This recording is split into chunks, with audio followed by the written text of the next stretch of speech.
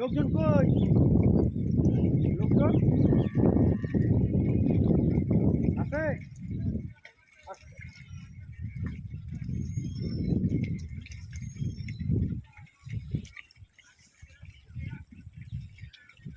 এই পুকুরটি ধরো বল। কোনটা এটা? এটা কি ধরো? এই রুবুল ভাই একটা জিনিস আমার পর বিরাটই করে,